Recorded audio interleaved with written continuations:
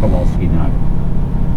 Anyway, someone took a close look at this second lieutenant, fresh from West Point, flying in Apache, and decided something wasn't kosher.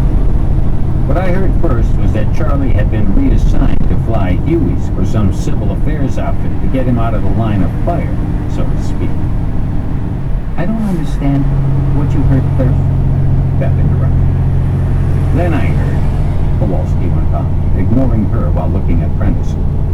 What Charlie was really doing was flying Scotty McNabb around the desert in a Huey.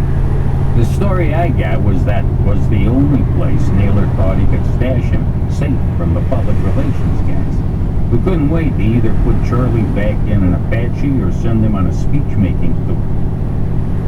You said something before, Pete, about what Castillo is really doing here? Prentice asked. You really don't know? Prentice shook his head. And the general doesn't know either? Or maybe heard something? Why the questions? I don't know what you're talking about, Prentice said. I heard he was getting blue flight transition into the King Air. And I think we should leave it there, if you don't mind. If I tell you, and Miss Wilson agrees, that anything you tell us won't go any further than this room. I really would like an explanation of that. Okay, with the understanding that I'll deny everything if anybody asks me.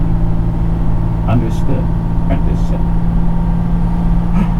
Agreed, Beth said.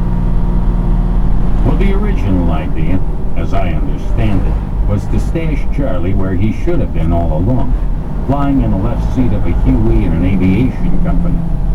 Christ, he'd just gotten out of flight school, and he didn't even go through the Huey training. They just gave him a check ride.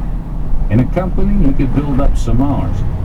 But Naylor figured if he sent him to a regular company, the same people who had put him in an Apache would put him back in one.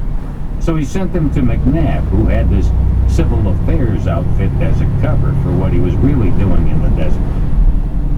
which was, Beth asked. Special Forces, Kowalski said. The guys with the green beanies. Oh. But it didn't work out that way. McNabb heard about the kid who'd flown the shot-up Apache back across the berm, went for a look, liked what he saw, and put him to work flying him around. I understand they got involved in a lot of interesting stuff. And then McNabb found out that Charlie speaks German and Russian. I mean, really speaks it like a native. And that was really useful to McNabb. So, the war's over. McNabb gets his start. There were a lot of people who didn't think that would ever happen. how is it that he speaks German and Russian like a native? Beth interrupted. His mother was German. He was raised there. I don't know where he got the Russian. And some other languages, too. Anyway, McNabb is now a general. He's entitled to an aide. So he takes Charlie to brag with him as his aide. Kowalski stopped and smiled and shook his head. Why are you smiling? Charlie thought he was really hot stuff. Why not? He wasn't out of West Point a year, and here he was, an aviator with the DFC, 2 Purple Hearts, a Bronze Star, and the Combat Infantry badge. And now, a general.